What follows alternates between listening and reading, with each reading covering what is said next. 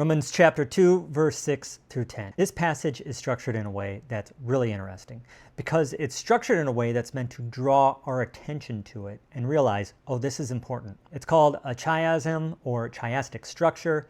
It's structured in a way that's A, B, B, A. So statement A, statement B, statement B, statement A. The idea is when readers saw this argument or phrase structured this way, they knew, oh, this is key. This is a critical piece of what the author is trying to communicate. So what's Paul trying to communicate? Let's read it. He will render to each one according to his works. To those who by patience and well-doing seek for glory and honor and immortality, he will give eternal life.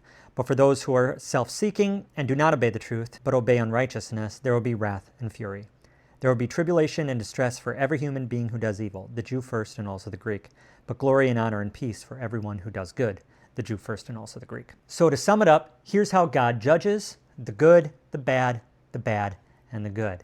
It's kind of like Paul is bolding this part of the letter, like underlining it, put it in italics, all of it. And the key to understanding is really what he adds in the second half, to the Jew first and also to the Greek. He's reiterating what he already said in Romans 1:16. I'm not ashamed of the gospel. I'm not ashamed of how God saves both the Jew and the Greek. He's reiterated something similar here. He does it again in Romans 3:9, in 3:29 and 30, in 10:12. Paul wants to make sure that we understand that the gospel is for everyone, the Jew and the Greek, or the Gentile. This is how God's plan for salvation was always going to unfold.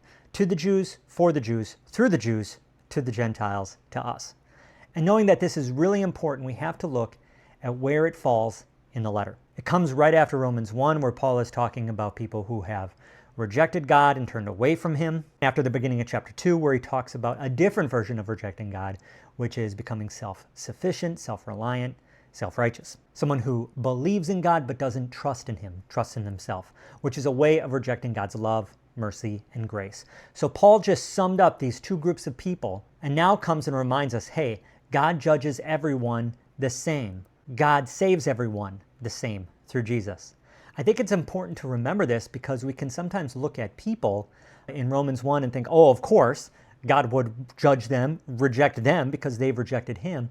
But we sometimes forget that self-righteousness is a different form of rejecting God's grace. And God is not going to tolerate it. Knowing this, we can now go through all these verses one by one and find why God's judgment is actually good news for us.